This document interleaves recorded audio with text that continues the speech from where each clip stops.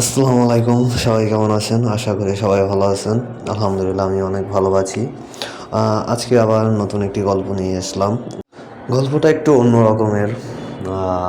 অজানা কারোর সাথে কথা, অজানা ভালোবাসা, মানুষটি কেউ না চেনা, এরকমই একটা গল্প নিয়ে আজকের গল্পটা সাজানো। তো শুরু করছি গল্পটা।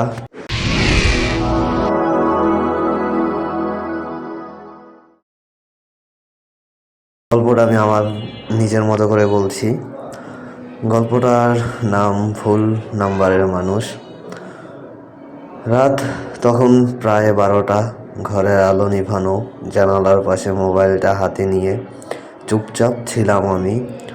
হঠাৎ একটা মেসেজ এলো, তুমি কি ঠিক আছো? অচেনা নাম্বার। ভুল নাম্বার ভেবেই দেখছিলাম হয়তো আপনি ভুল নাম্বারে মেসেজ দিয়েছেন। কিছুক্ষণ পর রিপ্লাই এলো, সরি, তবু যদি আপত্তি না থাকে একটু কথা বলা যাবে?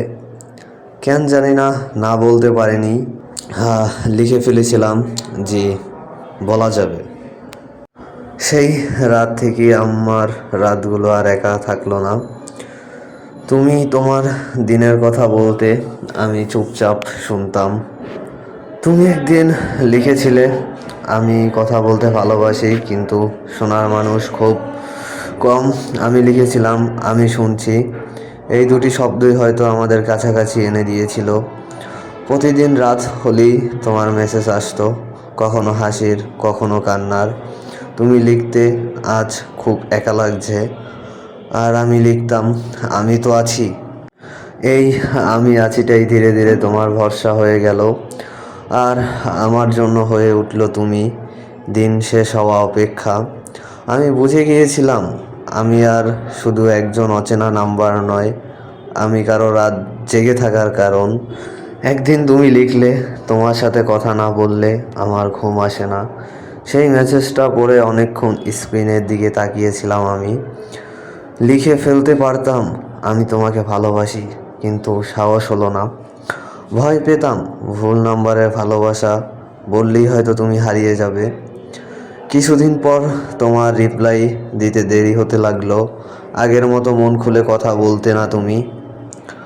আমি জিজ্ঞেস করেছিলাম, সব ঠিক আছে তো?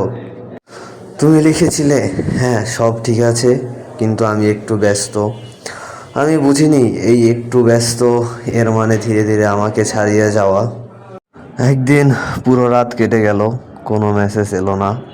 পরের দিন লিখলাম, আজ তোমার কথা খুব মনে পড়ছে, কিন্তু মেসেজ সিন হলো না।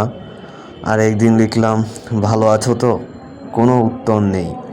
শেষ রাতে আমি লিখেছিলাম, আমরা ভুল নাম্বারে ছিলাম ঠিকই, কিন্তু তুমি আমার জীবনের সবচেয়ে ঠিক মানুষ হয়ে গিয়েছিলে। ভালো থেকো। মেসেজটা এর জন্যই পাঠিয়েছিলাম, যদি কখনো তুমি এই মেসেজটা পড়ো। কিন্তু মেসেজটা পাঠানোই রইল, কখনো সেনও হলো না। আজও মাঝে মধ্যে রাত 12টায় মোবাইলটা হাতে নেই আমি। নতুন কোনো মেসেজ আসে না, কিন্তু তোমার বলা কথাগুলো এখনও বুকের ভেতর শব্দ করে।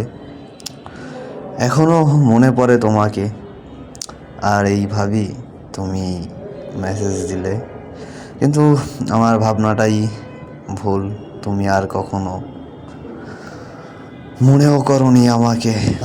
এই ছিল গল্পটা।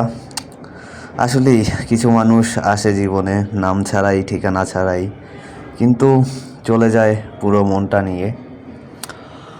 এই ছিল আজকের গল্প। ভালো লাগলে সবাই লাইক, কমেন্ট এবং সাবস্ক্রাইব করে চ্যানেলের পাশে থাকবেন। আর এতক্ষণ ধরে গল্পটি শোনার জন্য সবাইকে আন্তরিকভাবে ধন্যবাদ। আবার নতুন কোনো গল্প নিয়ে ফিরে আসবো।